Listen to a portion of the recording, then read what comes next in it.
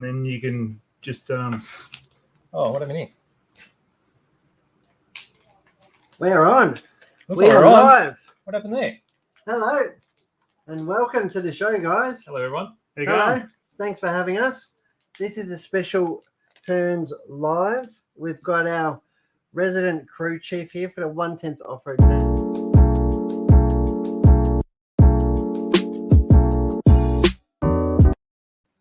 Here we go. Hello. We're back. We're back again. Sorry, Are I'm we just pushing there? things. Are we not there? I've got my head button pusher BJ here. We got Simon Healy with us.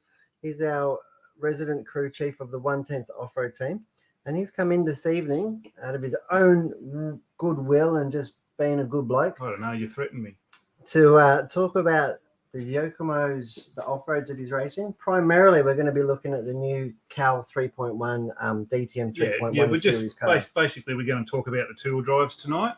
Yep. The difference between the Cal 3.1, the DTM 3.1, and just basically tell you the upgrades have been made from the last version of the 3.0s. So you know what's happened between those changes. And there has been quite a lot. Yeah. Like it might only be like 7 extra spare parts, which is really cool. But the changes they've made have really. It doesn't look. You don't visually see a massive amount of changes. You don't see something that's dynamically designed differently. Mhm. But it's pretty much a few little things. It works in geometry, just flex and stuff like that. So I think just to improve the basic overall workings of the car. I reckon your flexibility would be fantastic, wouldn't it? No, not at my age, mate. Terrible. So let's have a look. Let's go to the overhead camera. Push that big button there. There we That's go. the one. Just to remind everyone, if you've got any questions, pop them up here, and I'll relay them to the boys, and Yeah. we'll get whatever By all means. questions you have Yep. answered. Yeah. So we got So here. this is the Cal 3.1. This is the carpet version. The Cal mean carpet, L meaning Lee Martin. So DTM, dirt, M Mayfield. So that's basically how the names were come up with the two cars. So Mhm. Lee Martin, obviously with all his Astro racing and stuff like that in the Europe and that, you know, the Cal is basically his preference. His baby. It was developed for his needs. That's right. Same with the DTM. It was done for Mayfield for the indoor stuff. The DTM had the very first version, 3 had a very short chassis. Yeah.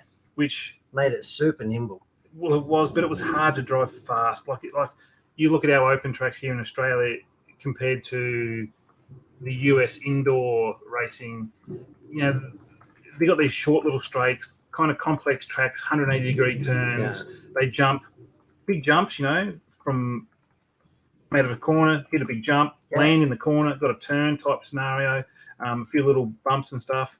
Well, it's like a supercross track. Pretty much. An indoor supercross track compared to ours would be like a motocross track. That's a bit exactly more right. Open, flowing. So the DTM, I found difficult to drive on an outdoor track. Yeah. The 3.0. So just a little bit of just a quick bit of a history on that. I went straight to the Cal chassis on the DTM.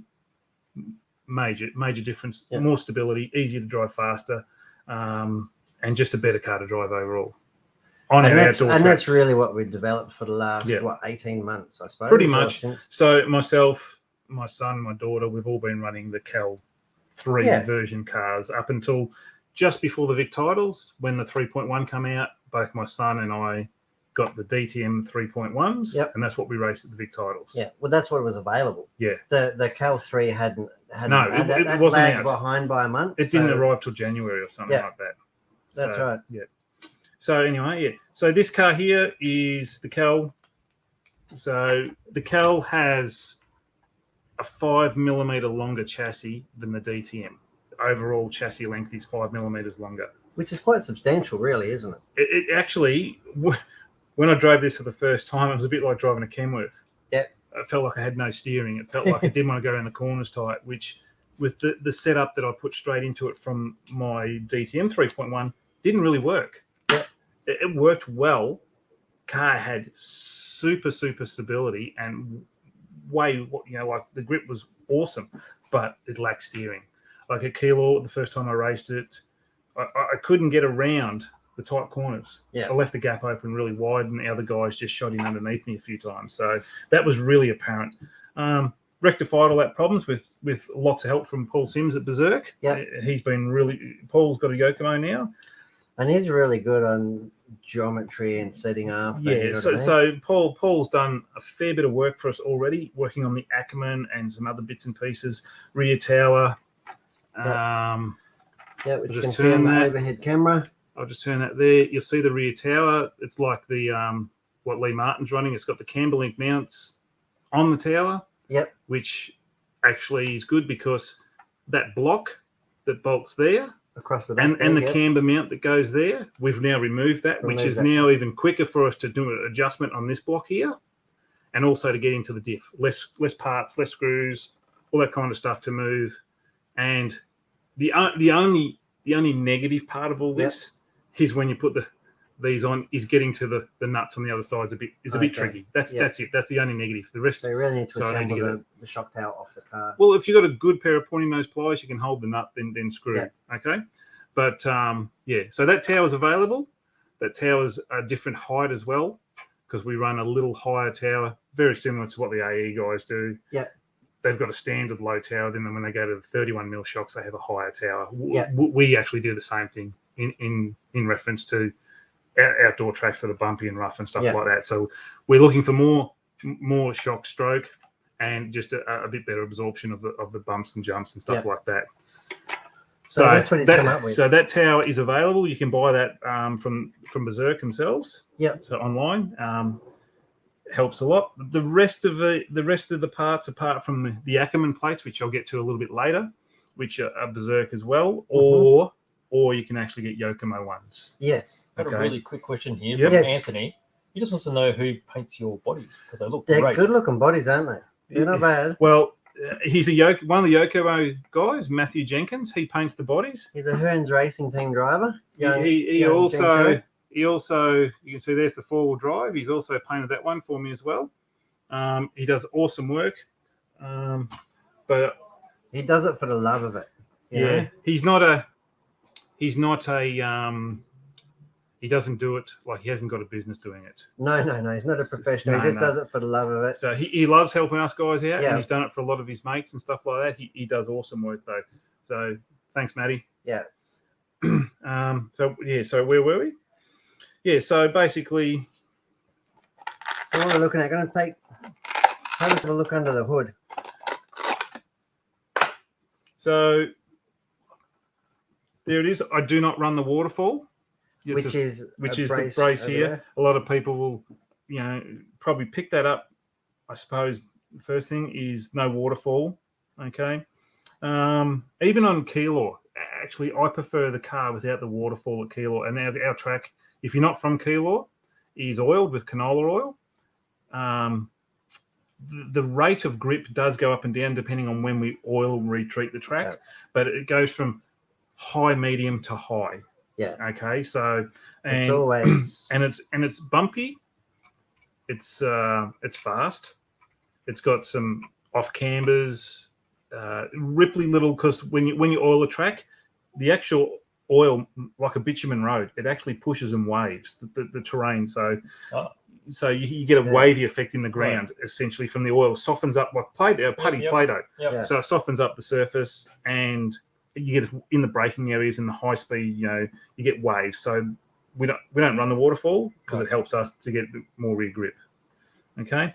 Another part from Berserk, I run a carbon motor mount. Yeah. Is that just purely a weight thing, or? Oh, it's a bit flashy. It is very flashy. A bit flashy. So it saves 4 grams. If you're a stock guy, there's 4 grams in that. Yep. That part there is 4 grams lighter than the aluminium. So if you're a stock guy and you're after, less every weight, gram, this car comes in at 1540 grams with the full size 5400 Orca shorty pack. Yeah. Futaba low profile servo. Yep. Standard size Futaba receiver, speed controller. Not a like the motors not a latest generation. It hasn't been all cut out in the can. So there's varying weights in motors. Yeah. These are about 173 grams, I think, which is not the lightest on the market. Which is quite heavy. Yeah. By today's So standards. if I went for all the lightest, I'd be under limit. Yeah. Okay. And that is a normal weight body, Yep. not an ultralight. Okay. So yeah. So that is really cool. So not only isolated to your particular build, but show us some of the differences between the Cal 3 and the 3.1. Like what's new to this model? Chassis is the main thing. It's 5 mil longer. So you got the Cal 3.0, which is the same length chassis as the DTM 3.1, identical length. Yep. So basically, Yokomo has taken on board what all the drivers and people have been saying over the course of the 3.0. Yeah. And they've said, well, let's just put the standard Cal 3.0 length chassis at that time, which was the longest. We're going to use that, bring it across to the 3.1 dirt version. Yeah. And then the Cal, which 3.1, the newest Cal, they added length to that. They went to another 5 millimeters longer over their old Cal chassis. So two upgrades. On the DTM 3.1, a longer chassis than the DTM 3.0. Yes. On the Cal 3.1, a longer chassis over the Cal 3.0. Yes. That's the two kind of big things. The other changes between them is the side pod is one piece. Before, this angled piece up here Was a separate was part. a separate component, okay, which you had extra flex in this area right here. Yep. Okay, and they've now made it one piece, which has actually made the car, I think for myself, it's probably just, for me, it's a kind of, I think this one here is not everyone will notice it or get it, okay? Yeah. But for me, I think all it done was smooth the steering out a little bit in the front of the car. Okay. It didn't really add lots of something or grip or anything like that. It just took a little bit of bite, because it actually just makes it a bit more rigid through the front of the chassis. There'd be a bit more. Yeah. So it just took a bit of bite out of the front of the car, because this car has a really, really, I'm not going to say violent, but really aggressive initial turning. Yeah, just off center, isn't it? Yeah, just off center. And that's because of both Mayfield and Lee Martin, I think. Correct, but it also is got, which I'll get to that in a second. With it's basically Ackerman. The Ackerman on the car is a major part of how that feels. Okay, so that part is one piece. So you get rid of the two pieces and it becomes one. It just adds a bit of stability into the front of the car, makes it a bit more smoother to drive, a bit more docile. Yep. So that's that one there. Before you go on, before you were talking about your carbon motor mount. Yep. So a question here from Anthony. So what about the heat dissipation from it being carbon? Haven't noticed a problem. No problem. Haven't had any issues. Yep. So we keep a tab on our temperatures. Obviously, 30 degree, 35 degree heat and stuff like that. Beautiful looking motor mount though, isn't it? So my motor has been coming in on average between 43 to 55 degrees. Yep. So pretty good in that respect. I guess the original motor mount, I mean, there's not a lot of surface area there anyway, right? So it's not like the other thing too, which you don't see on my car, because I have had it stripped since we raced at Wodonga, is I normally have a fan. Even in modified, all our cars have fans in them. Yep. Okay, so normally without the waterfall mount, I utilise the waterfall holes, and we put a bracket, mount a fan in here facing the motor, and that pulls, and we use like an Orca, because we found the Orca fans were really, really good. We use an Orca 40 mil fan, and it pulls 10 degrees out of the motor instantly. Wow. So we never get over 50. Right. Okay. Stock guys that are racing stock, my daughter runs 17.5 stock. Yeah. And she's got the same setup too, doesn't she? She's got the fan right here in her car. Yep. She's got the 40 mil fan. Yep. And she's got an R1 motor, which is, the one with all the cutouts and stuff like that. And she's averaging 47 degrees. And that's with a carbon motor plate as well? No, she's got the aluminium. Right. Because I had to put some weight in her car. Right. Because it was too light. Right. Fair enough. So I put the Yokomo tie screw kit in her car. Yep. And a couple of other little bits and pieces. tied. She got the funky Speed Secrets turnbuckles because she liked Like the colours, colour, the rainbow colours. Yeah, the rainbow colours. So, and the car come in at like $14.92. So you had to put. So we had to go back to aluminium motor. Just a couple of things, Yep. and that got us to like we're at 1509 now. Yep.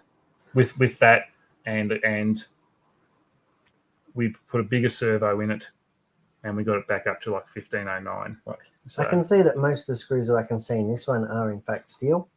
So I You use have a combination going on. Yeah, I use titanium on the base, only in the plastic. Yeah. Only in the plastic. Okay. In the C and D block and in this front aluminium, I use steel. Yeah. Anything into aluminium, I prefer steel myself. Yeah. Okay. The simple fact, getting them out. They can see that. Yeah, they do. So, and I do not use Loctite. A lot of people love Loctite. I do not use it. I do not use Loctite in the aluminium blocks or the front. Simple reason is sometimes you get a bit of mud in the base of the screw, whatever, and you put the driver in and you're not sunk all the way in, and then all of a sudden you've ripped the head out of the screw. You've wrecked it. And then you've got to Yeah. So, okay. So we've spoken about that. Yep. This being the Cal, would normally have the carpet gearbox in it, which brings the motor more forward. I don't run the carpet gearbox. So I choose to buy the Cal and I put the dirt gearbox in it. Okay. Because I like the stability of the long car. It makes it so much easier to drive, faster. And just, I feel the car does things better. It jumps nicer, lands better. If you're new to RC and you're a bit nervous, it's actually easier to drive.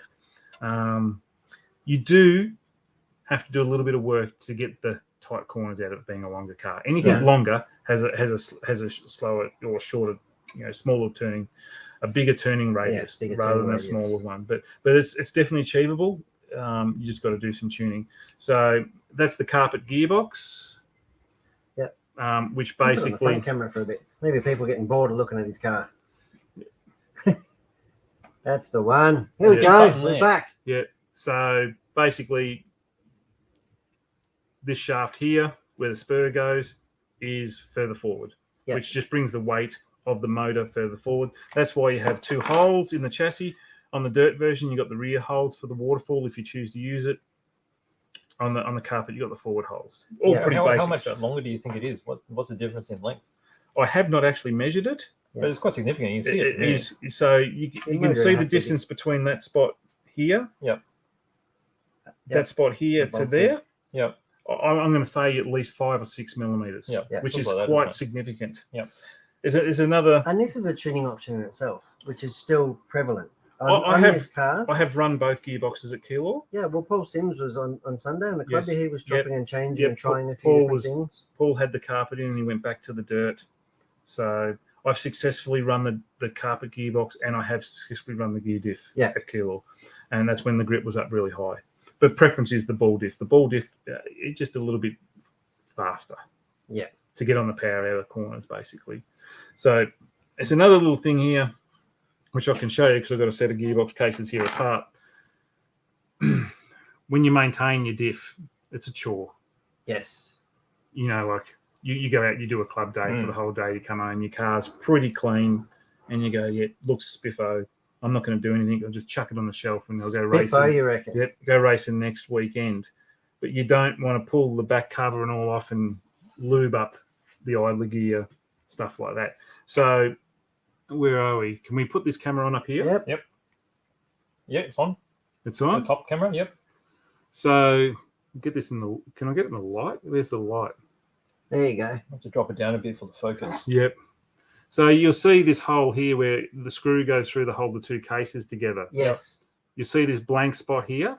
Yes. I drill a hole there on an angle, which comes out through here, which is near just directly on top of the idler gear. Straight in line with the idler gear, isn't it? Yep. So have we got? I can see it in there. Yep. So there it is there. Oh, yeah. Okay. So what I do is mid-race, unscrew it, And that drive shaft, the CVD, that really tacky, sticky lube. Yeah. I stick the nozzle in there and squirt some on the idler gear. Right. So you And can it keep just it lubed up during the race. It never goes dry. Okay. Yeah. Okay, that takes 5 seconds. Yep. So pretty much you save yourself a heap of time. Yep. Worrying about pulling it all apart to make sure your idler gear is in good condition. Because believe me, I've destroyed quite a few idler gears. No. Yeah. So I've done this obviously because you need to keep the lube up. Yep. Okay. So that works Because the lube unbelievably would well. keep the gears a bit cooler, keep the plastics a bit cooler. What happens is when they get dry, they wear, and you get this scallop in the tooth like that, and it goes to a point, and then you go out and then you come out of a corner, pull the trigger, and it just goes crunch. It's all over. Breaks all the teeth off. Yeah.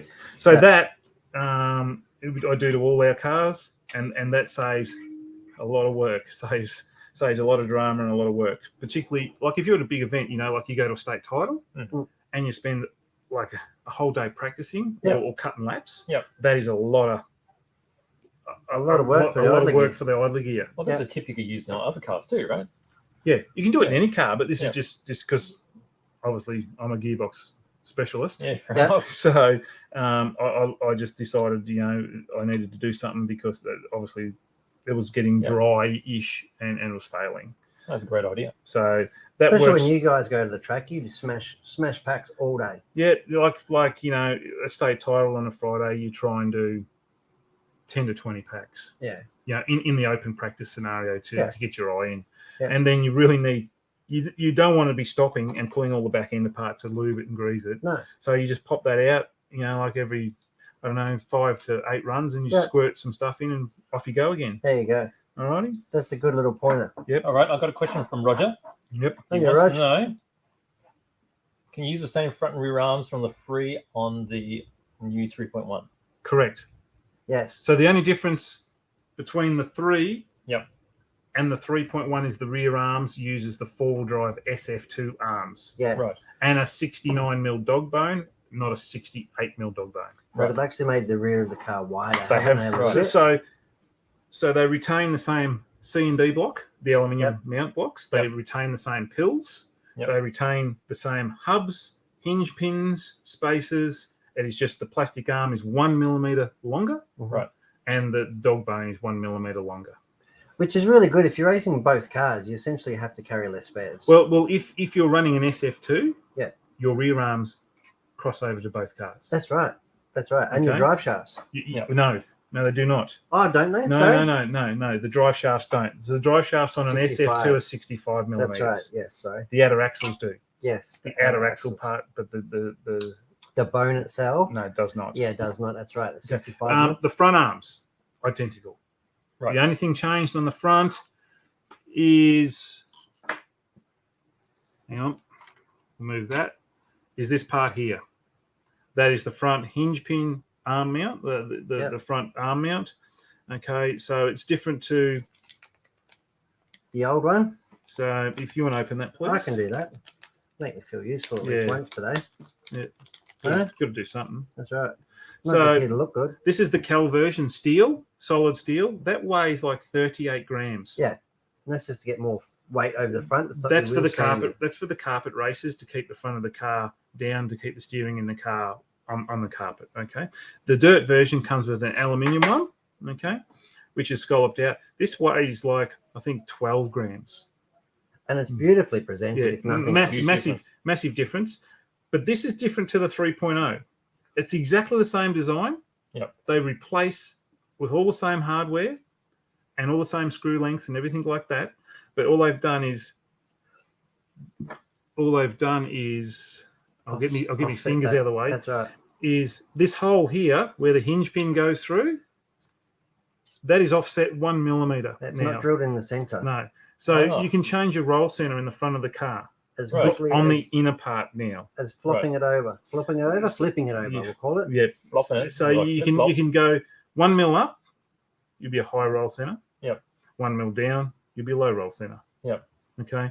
Which does make a dramatic difference in how the car feels to drive. Yeah. That is really, really good for that will go on right back to the B Max 2. Oh, really? Yes. That will fit on all apart from you got a hole here where the BMAX 2 will be aluminium one solid like that. This will fit right back to the BMAX 2. Yeah, they got it right back then. Yeah, so that part is definitely worth having if you want to race, if you want to continue racing a 3.0. Yeah, I suggest getting that part for the front end to tune the roll center. Yeah, that's that's really good that they actually thought about that, isn't it? They thought a bit outside the box, and they've made it really tunable, really quick. What was funny is this coming out. Yeah, you have to drop it down with shims. Yeah. Well, Paul Sims had made me carbon.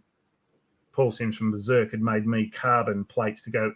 Yeah. To get that 1 millimeter. Yeah, like adjusting your heights. So, but then you would have had to put longer dowels in the chassis. That was the next problem. The dowels in the chassis were a problem. So then I machined up new dowels and put new dowels in the chassis, and it just become a bit of drama. A big job. Now they've done all that for us. You just buy it and you just whack it in and off you go. Yeah. Okay. That is really cool. Now they have new caster blocks, don't they? So on the 3.1s, both the Cal and the DTM. So we're gonna rip. I hope you do your wheel nuts up tighter than that, mate. Out on the track. Closer to the camera. Let me zoom it in so we can get a bit more. Yeah. So we got a diagram here. Oh, hang on. Yeah. Let me just focus on my. What's happened? It's all gone pear shaped. I don't know. Oh, what have you done, BJ? Oh, here we go. There you go. They're my fingerprints. What are you doing? Can you focus in on this, BJ? Yeah. Oh, hang on a minute.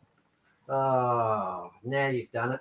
Yeah, look at that. Look at that. I do have some skills sometimes. That is crystal clear. How's that? Not sure. Now it's waffling around. Yeah, can you come in closer? I just want to show. You want closer? Yep, I want to see this part here where I've got the driver. That's it, that close. Right. So this caster block. Yep. This caster block on the 3.1 is different. Yes. Is different than the. Than on the 3s. Let me find it. There we go. I feel like I'm at school watching a projector or something. I'm looking at it because of the way I'm standing, and I just realised everyone's going to have to tilt their heads on the screen. So looking at that, this is the difference in the caster block. This side here, being the front, and this side here being the back. Okay, yes. The caster block twists forward. Yep. They have added 1 millimeter on the back here, which puts the whole kingpin and everything forward 1 millimeter. Yep. So this position, this kingpin position here in the car over the old caster block is 1 millimeter more forward. Okay. So has that effectively given it like active caster? Is it like? Well, it changes. It's they've done it, I think, to try and calm the car down. Yeah. With their acumen. To make it more supple. Okay. Yeah. So, strangely enough, I'll contradict it in a second. Yep. The screw here, the new screw, you see that head there, that screw that goes right into there. Mm-hmm.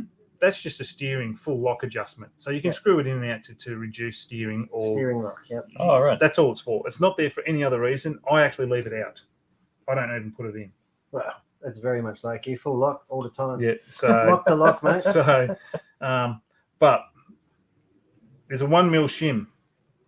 Okay. Now I'll just go to. Where are we going now, Doctor? Oh, there we go. There we go. See that shim? Show me the shim. Point at it. Right there. Ah. Yep. So that shim is in the back of the hub, at the back of the arm. Yep. I actually run it in the front. Okay, so in sense, I'm running the old hubs. You're running the old hubs. So you're taking the adjustment back to the old hubs. Now I've done that on I wouldn't do it on the DTM 3.1, but on the Cal, because it's got a shorter chassis. Yeah. I've done it on the Cal because it's got a longer chassis to get some more steering. Out of the car. So that was very important. That actual little change there was very important. So that made a lot. Yeah. And of course, I've got pills in the caster block still. Yes. Like pills, is that what you call them, or inserts? Inserts. Degrees inserts. Yeah. The standard is. Let me just find. Here we go. The standard is the 5 degree in that position with the little bump, upwards. Yep. I actually run 2.5.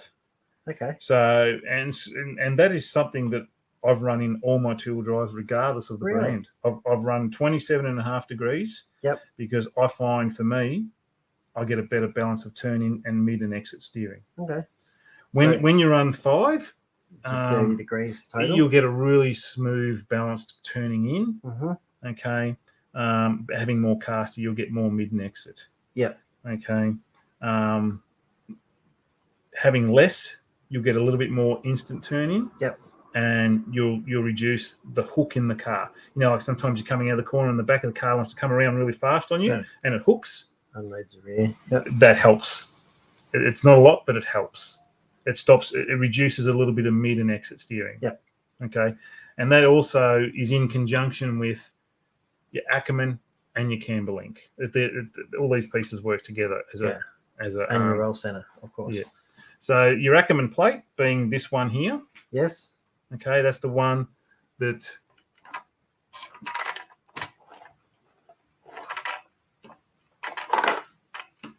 screws on there. Yep. Okay.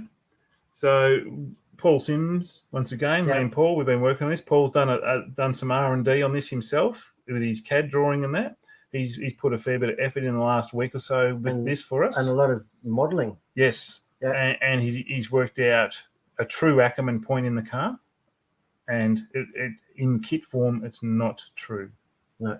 And it's given adjustments, hasn't it? So we run the two slot plates, and we change the spacing on the inner rack to 1 millimeter. Yep.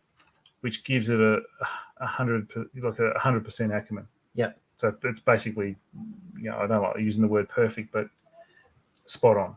And Ackerman is the angle relationship between the two front wheels at various angles of. Can we go back to the front camera, BJ? Yeah, can do, please. So the Ackerman is, like your wheels like that. If they're both parallel, if they're both like at the same angle, you're gonna have super aggressive steering. Yes. So you will turn on a dime. You know what I mean? It'll be just really active. But the outside wheel, when the outside wheel becomes, it's a bit hard for me, but the outside wheel doesn't turn as much as the inside of the wheel. You have a smoother turning and transition. Like the car will feel nicer. It'll feel softer. It won't feel aggressive. It'll just turn in nice. Won't get stuck in the ruts as much. The arc on the outer wheel is always larger, right? So but when those angles are wrong, the two wheels fight each other. Okay, so when the outer wheel's too wide, it's not wanting to follow the same plane as the inner wheel. Okay, if it's in too much, it'll be the dominant one. So one will always be dominant over the other. But when you get the Ackerman at 100%, even though it sounds strange that the two wheels are on a different angle, in a circle, when you draw it on paper or you actually draw the two radius, the turning circle, the two front wheels, you go all the way around at 360 degrees and they'll come back on top of each other. They'll line up perfect. Okay, and that what makes a car really easy to drive. Cool. That's basically part of your balance. Okay. So some people like it differently because some people, but you must bear in mind with all this is sometimes it won't work for you. Setup sheets. Everyone talks about setup sheets. Everyone talks about what setup are you running. Setup sheets, it's personal because you don't drive like me. Well, thank God. I don't drive like you. And BJ would drive totally different to the both of us. That's the bullet. So my setup sheet won't work for him. It'll give him kind of a base, somewhere to start maybe.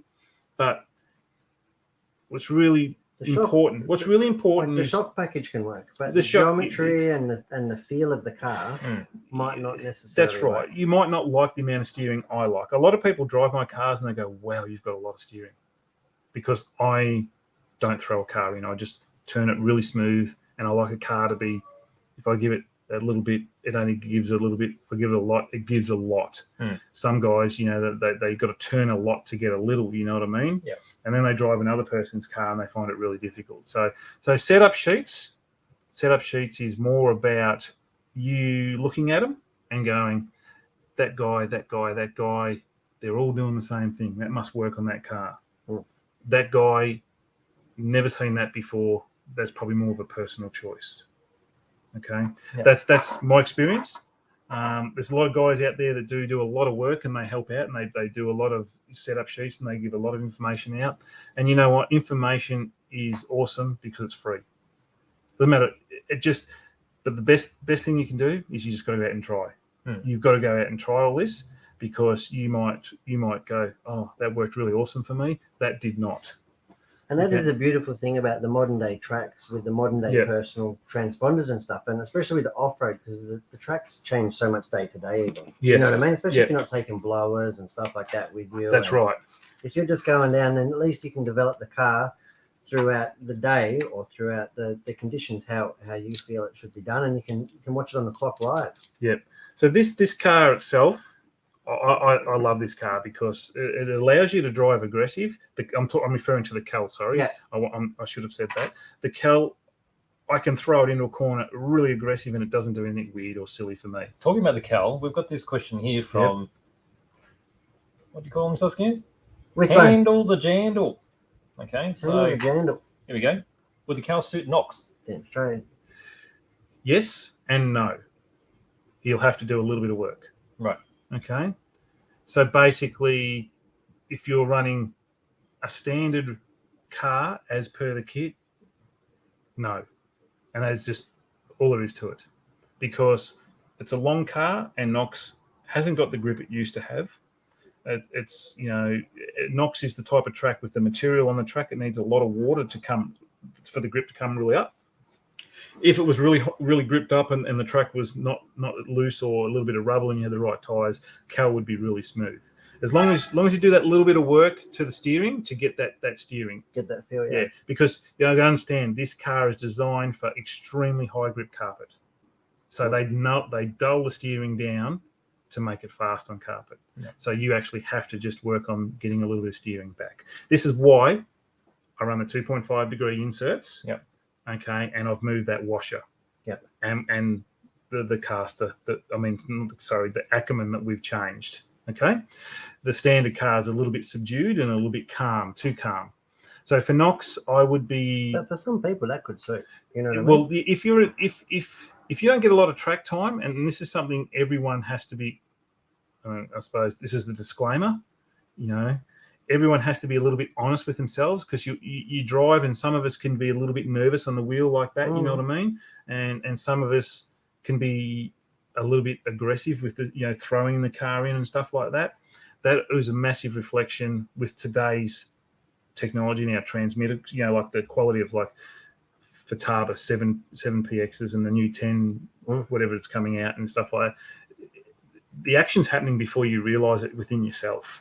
Whatever input you put into the controller, these cars with the speed of the servos and everything, it's happening straight away. These mid-mount cars are just so reactive. Yeah, they are so extremely reactive. So most mid-mount cars, the front end over-dominates the rear.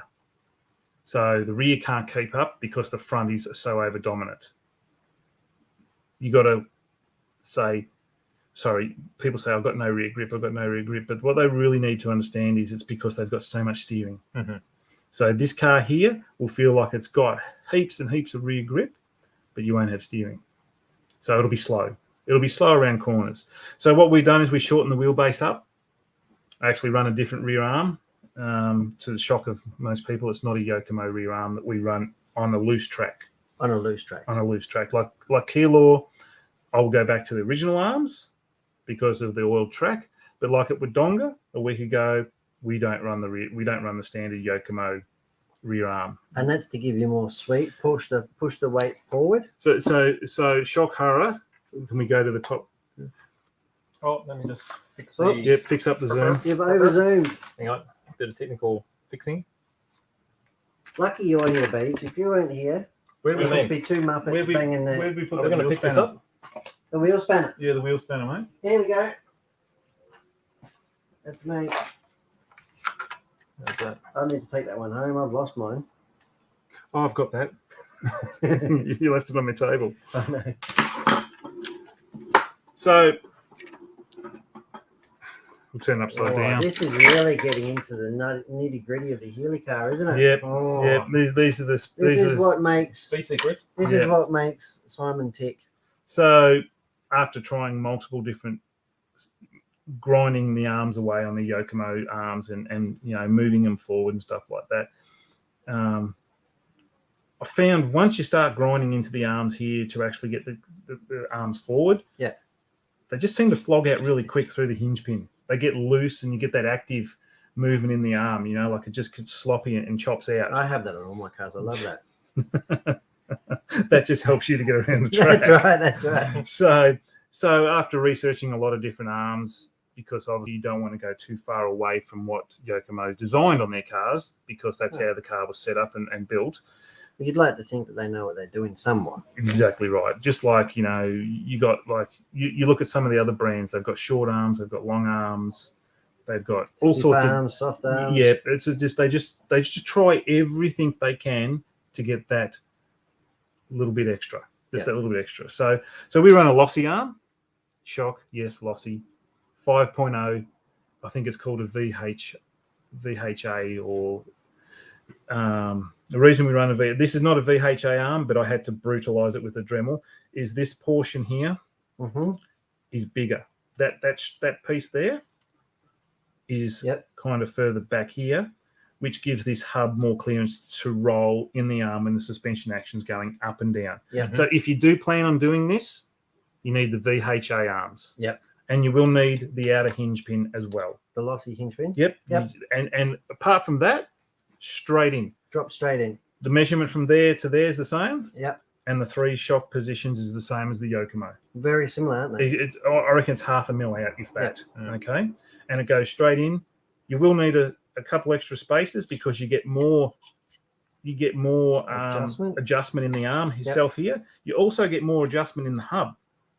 Which allows you to get the axles more forward, and you actually get more weight onto the rear tires in a loose. That's what you've done now, and you're driving more so from the rear part of the wheel. So for the question for the chap that asked about NOx, if you're running a NOx, I would suggest you do this.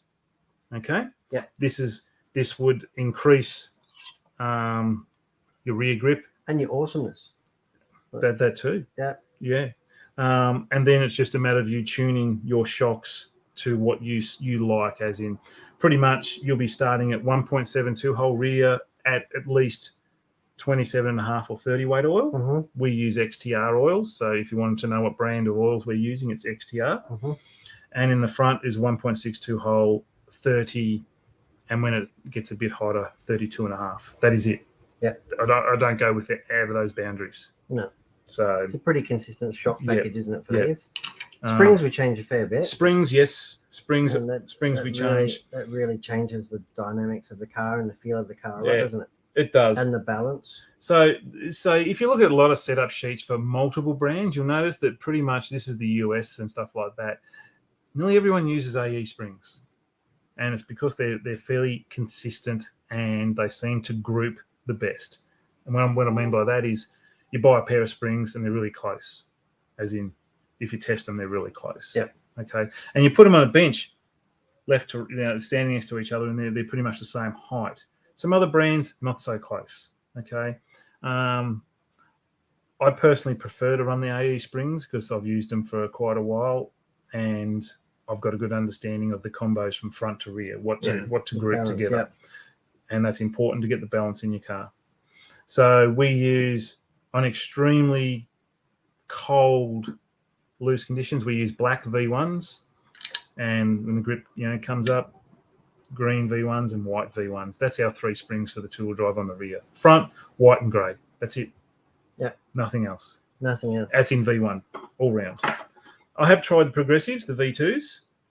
Okay, they work well, but I think you need to be chasing a couple of tenths here and there and stuff like that. V1s. Really got to be dialed in, No. Some guys they'll go, that works really awesome, and it'll give them that really good confidence, and they'll go fast. But for your club guys that you're just racing and that, the V1s will give you an overall consistency you can't beat. Okay. I'm just happy if they go on there and spring up and down. That's where I'm at. Wow. You're easily pleased, aren't you? I'm very easily pleased. He drove like a demon at Wodonga, BJ. Like a demon? He did. I can't imagine it. He did. He drove really well. Yes, I was very impressed with his... He set his pants on fire. Wow. I don't know. He must have had the right pills before he got there. Right. Right. So, yeah. So, apart from all that, pretty much I buy the Yokomo tie screw kit. Yep. And I only run the uppers. There's some missing out of this because I actually run out of screws for this one. I didn't have a full kit, so I haven't put them in. This is why, hence, mine's at around 1540. Nathan's is like 1525 or something like that. 5 grams over. No, it's 25. It's Oh, 1500. 1500 limit. Yeah. So mine's a bit heavier because I've got more steel screws through my car. But a nice beefy back wing on yours. Well, I had to because I wrecked the wing on the weekend, as I do. I normally wreck a wing a race day, so too many crashes. So yeah, there's really kind of not a lot more to say, apart from those small updates. Go a long way, don't they? They've reduced the size of the shock shafts down to the same that they've got on the SF2. That's actually really important, the shocks. Sorry, I have actually not even got to shocks. So we've gone from a 3.3 mil shaft on the previous 3.0 model to a 3 mil shaft. The 3 mil shaft improves the shock action. It also improves the dampening quality of the shock because it doesn't sound like much, but you've got more oil because you've got a bigger diameter shaft that takes more volume versus a smaller diameter shaft. The 3 mil shaft works better in the shock. The shock actually performs better. So the idea of the thicker shaft was simply for strength, was it? There's a philosophy in this. If you look at TLR and that because they've traditionally had 3.5 mil shock shafts and 3 mil, there's a philosophy in this. It's actually got to do with pack, actual pack in the shock. I don't worry about the description too much. I just go off how the car feels. And the 3 mil shocks feel way better to actually drive the car than the old 3.3s. And there's a reason, Yokomo's gone that way because obviously the feedback from their pro drivers or their team drivers, their factory drivers, has given them that feedback. Yep. Right. So the SF2 has got 3 mil shafts. So when it came out, it had 3 mil shafts, and it works awesome. So that is a weapon of a car. It is. And we haven't got time to talk about that one today. No. And to go on to this, we're actually going to do a build. Simon Healy and myself are actually going to sit down and we're going to build a car. And geez, we're going to need medication for that, aren't we? Aren't we? It's not going to be one episode, mate. It's not going to all be one day. It's going to be pre-recorded. We'll put something together. So you're going to do the step-by-step thing, are you? Yeah, pretty much. And we can see how we... Yeah, and we can see how he whittles away and what goes into it. And I'm sure there's a lot of pointers out there for everybody and a lot of building techniques that you use. Yep. And shocks is important. Shocks, basically a car, to go fast with an RC car, you need 3 things. Yeah. You need the right tyre, you need good shocks, and a good balance in the car. The rest of it is kind of like personal feeling, a little bit of fine-tuning. But the 3 keys is... if you don't have grip, you go nowhere. If you've got grip and the shocks won't work, you go nowhere. If you've got grip and good shocks, but you've got no balance, you're still going to struggle. So if you get those 3, there's crucial, those 3. Your car will feel really, really neutral and feel easy to drive. It'll feel fast. And when your car feels slow, it's fast. When your car feels exciting and like out of control and like you go, wow, this thing's so fast, you're slow. Yeah, how true that is. That is that's true. A classic example is you just got to watch young Jordan Isigin. He's just 2 inches off the paint. His car looks so unexciting on the track, but no one can match his lap times. No, just circulates, does really well. So there's such a talent. There's a classic example of someone that's just got the whole package right. Yep. And it's not. And you can steer as well. I was about to say it's not the car. Right? An RC car is only as good as the operator. Okay, the operator's got to be able to drive it and build it. Yeah, and keep it maintained to a quality race level. So. And that's the preparation and the build is a big part of it. That's why I'm having you do mine. Oh, right. Okay. Didn't get the memo for that one. Didn't you? You know now. That's right. So. Yeah. So anyway, I think we're going to do another episode on the 4-wheel drive. We will. Another time. We will. Because that's going to be a whole in-depth thing as well. The SF2 is absolutely on fire at the moment. The SF2 is an awesome car. The SF2 takes a little bit of work because it is aggressive.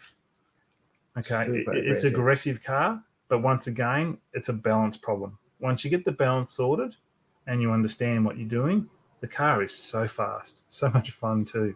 Yeah. So That is your favourite, isn't it? You love your four-wheel. Look, I'm a bit torn at times. It depends on the day. Some days, I'll be honest, like last weekend, the two-wheel drive I was in love with. Yep. Okay, the four-wheel drive, I haven't done any maintenance on it for a few clubbies, and it was not behaving. It wasn't being nice to me. Where at Wodonga, yep, it was the total opposite role. The four-wheel drive was just like on. The two-wheel drive, yeah. And you have days like that. So, but my son Nathan, he'll just tell you four-wheel drive all day, every day. Because he can drive it angry. He can wring its neck like he stole it. So that's really cool. Yeah.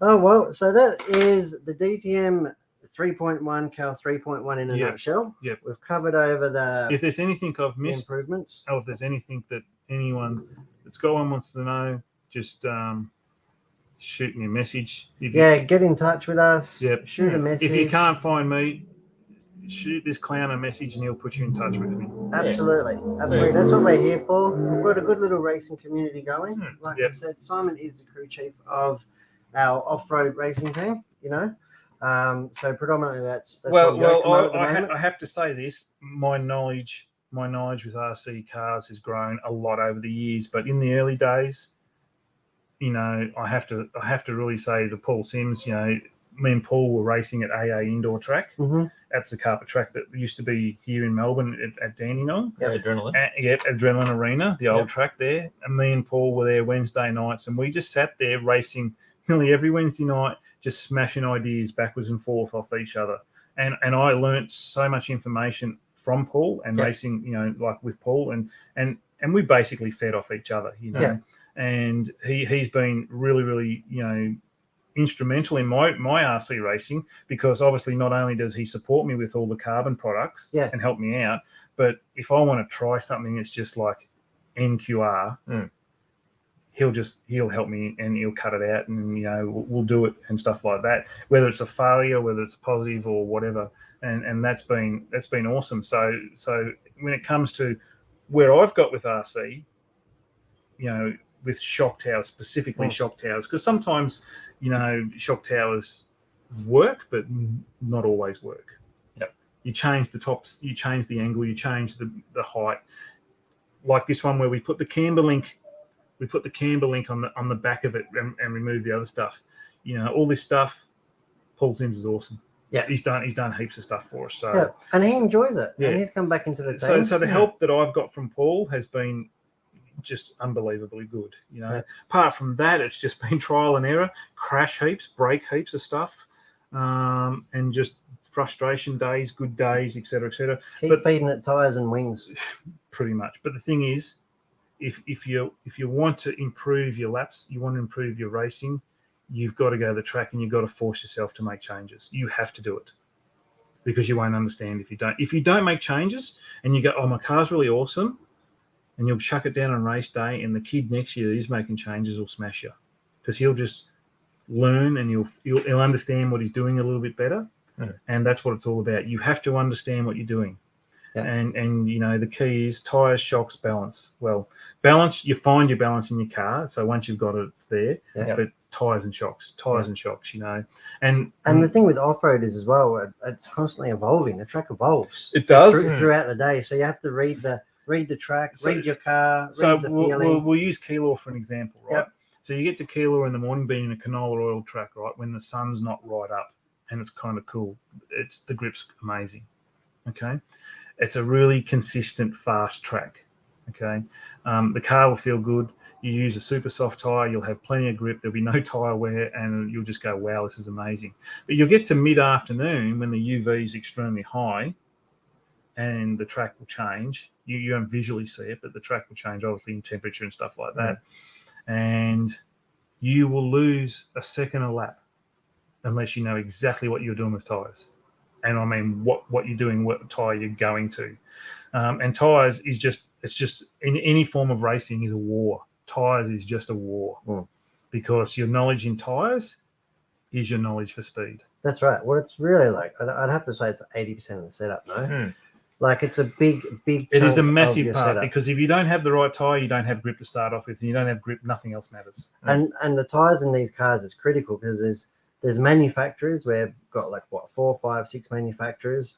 We've got different tire inserts. Correct. Each one of those manufacturers would make 4 different compounds. Yeah. So and that's without treads. You do. So you look at keel oil when it's freshly oiled. You want a super soft tire. Yep. Right. But a current situation with the track right now is it's gone really firm in the base. It's gone really hard. You see it starting to go black. That's taking rubber off all the tires. You want a super soft clay compound. Yep. And once the difference between a super soft, then you go to the clay super soft is massive. The car's just, you go, I'm going to got a cat on Valium. Yep. To totally subdued. Yeah, just subtle. Yep. It's just a totally different animal. That's what it's like. Yep. And that's just what tires can do to your race program. And unfortunately, tires in anyone's race program is an expensive part of the race program. So it's important that you look after them as well. Tool drive, you've got to clean them, you've got to prep them, you've got to exactly. you've got to pay attention to what you're doing. Yeah. Tool drive is absolute crucial on tires. 4-wheel drive, not so much. You can get away with it a little bit on 4-wheel drive. Yeah. Yeah. Okay. Well, obviously because you've got the 4 wheels that are pulling you every which way. So and really something that I do a lot of work with. I spend a lot of time working on, and not much is really spoken about this subject actually. In particularly two-wheel drive. Everyone, you go to the track and people always talk about setup. They go, "Oh, what's your roll center? What's your shock package? You know, what are you doing with the camber links? You know, what are you running short or running long and blah blah blah." The black box, the speeding, tuning of the speed controller is just fundamentally. If you can't do that, if you can't get that right, that's next to your tires. Actually, the tuning of the speed controller is as equal to new tires. That's a motor management system, isn't it? So I don't know how many people have ever come up to you and spoken to you about your setup and never spoke to you about a speed controller. Absolutely. I know it plays not so much, I suppose, in stock off-road. I haven't heard too many people mention it. But definitely in modified, I mean, where the cars are overpowered and you're trying to make it as drivable as possible. Yeah, I can really see it being a huge thing. Yeah, and one speed controller and motor package is not going to be the same as another. That's correct. They're all different. They all have little different functions, or the aggressiveness in the function change, like the step change, can be different. And also, your speed controller is a year or 2 years old. It could not even be working as good as like it should be. What it should be, because it's done a gazillion miles. And the fets in it are getting hot, stuff like that. So that's really crucially important for any two-wheel drive, regardless of what brand that you're operating or using or driving. Yeah. Okay. But So if you're getting into a DTM 3.1 or you're getting into a Cal 3.1, both incredibly awesome cars.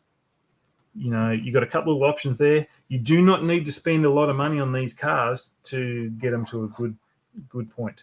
No, and that's the best part, isn't it? You don't need many factory parts. You'll because they come with 3. The Ackerman plates are 3 marks, got 3 grooves on them. Yep. You want the 2, so you'll buy yourself some Ackerman plates. Yep. Okay. And you'll get yourself, if you want to go this rear tower, you don't have to, but if you want to, you'll get yourself a rear tower. And if you're driving on semi-low traction conditions, you get yourself some rear arms. And pretty much the rest of it. You don't even need to worry about. You'll race the car as per what comes in the kit. And the cars that we're racing, they're actually really good quality, aren't they? They are. The plastics are good. They do not wear. These things, the plastics, the hinge pins don't flog out dramatically. Like, I've had other cars where the hinge pins, the arms just get floppy. You know what I mean? Stuff like that. You do need to clean your hinge pins. That's crucially important. You have to clean them because it gets sticky, stuff like that. I suppose it's all part of the preparation. It's basically, you take your car into the mechanic and for a service, and he does all that you don't see when you're racing an RC car. You need to do this stuff. A lot of people come to the track, they buy those ready to run things and stuff like that, and they're not having such a great time. And then they see what it costs to buy one of these, which is a fair difference in price compared to some of those really cheap ready to runs. Yeah. But the difference is your child can abuse this fairly viciously. Yeah. Yeah. So, yeah, they don't break. and when they do break, they're quite simple to repair compared to like some of those RTR things and stuff like definitely. that. So, And the parts aren't that dear either. No. Like it's really hard, to do what, $30 damage? I don't know. Like that would, if you break an arm or what, you break a ball cup or a ball end. yeah. You know what I mean? You're not usually breaking too much. So if you're going to race a Yokomo, there's a couple of spares I would say you'd need. You need some turnbuckles. Yeah. Because we all break turnbuckles. Okay, that's just something you need. You break more than others, I think. I break everything, mate. I break my spirit. A couple of option parts. Ball cups, pistons, springs. Yep. You'll spend spurs. You'll spend anywhere between $60 and $150, I reckon. That's kind of a guess, and it's depending on how good you are. If you're a really tidy, neat driver, you won't need hardly anything apart from doing your shock O-rings. You know what I mean? Like on a regular basis. That's really important, actually. Shock O-rings is extremely important because your shocks will get sticky. Yeah. And they'll get tight, and it'll be equivalent to when they get really tight, like 5-weight oil. It's like even more. It's inconsistent because you don't know, and you can change the oil to change the track, and really all along you've just been fighting your sticky O-rings. You band-aiding your problem. So yeah. So you really do have to. Once a month? I don't know. You really don't want it to sit around. It's relevant to how much you're using it, I think, and how dirty the track is. So I use the green slime on my O-rings. Yep. And when I do shocks, I put the green slime on it, which actually puts a coating on the O-ring. Yeah. Mm-hmm. Because they're such soft silicon, and you're putting them in silicon oil, they expand extremely fast. Because the silicon O-ring just absorbs the silicon oil, and they just grow. So you put any kind of shock O-ring assembly grease. Yep. It just helps to protect the oil impregnating into the O-ring. Yeah. So you get a little bit longer out of them. Right. Yeah. Yeah. But still will happen. And you'll go to rebuild them, and you'll pop them out the bottom. You want to make sure that you've got spares on hand, because if you pop them out of the cartridge and they're swollen, they're not going back in. They're not easy anyway. They're not going back in. So do we have anything else, BJ? Any other questions there? No, there's no more questions here. I think we should wrap this one up. Yeah, we've been rolling for an hour at the moment. Yep. Have we? Yeah. Jeez. So that is the Cal 3.1 in an hour big nutshell. Yep, that's it. I told you we wouldn't fit four-wheel driving. Brought to you by Simon Healy, our Hearns 1/10 off-road crew chief. Yep. And look, we've got a great group of guys out there. You know, we got some guys that they're in the team because they just love the product. Well, that's it. You know, they don't aspire to be champions or they don't go racing. They don't chase the upper end race scene. No. They love the cars. They race the cars, have a great time. A massive improvement coming out of Matty Jenkins. He's improving dramatically. Paul Slipper drives all right when he turns up. Yep. When he He's turns really up. good. Yeah. Great to see him drive when he's not really there. So Simsy's having a great time, Paul Sims. Yeah. Yep. And Deming loves his racing. Yes, And Deming. he's sniffing around for a new SF2. Yeah. Which will be good. I think And we've got a few boys in New South Wales. Yep. With the RC Car Brothers that have recently come on, Adam and Michael Clark. They're going to take it to the boys up there. That's right. Who else have we got? Paul Paulek, and we've got a whole list, haven't we? We have. I've been talking to a guy, Carlos. He's really keen about his car. So, and that's all we can do is offer a sense of support, community, and the thing is, what people need to understand: what works for me might not work for you. No. Okay, but it's still worth trying. It's still worth having a go. That's right. Right. So, all right, Simon. No all right. Thank you for joining us. Cool. Thanks for pushing all the buttons, Beej. I've been pushing everything. I think I've learned what not to do. Yeah. Have you? Yeah. Well, I'm glad because I haven't been paying any attention since you've been standing there. So thanks for coming, Simon. No worries. We'll be back to do the YZ4. Yeah, thanks everybody at home for joining us. I hope you've got a better understanding of the Yokomo two-wheel drives. We're going to do a four-wheel drive one, and Simon's going to build me a new car. That's going to be good. Build series. What I'll do is I'll build it and I'll give him the old one. Yeah, probably. That's fair, doesn't it? That's right. No worries, guys. No worries. Thank you. Thanks for watching. Thank you. See you guys. See ya. Good evening. All right, what am I going to do here now? Let's go here. Yeah, and that one. Oh, yeah, I've got to push it again.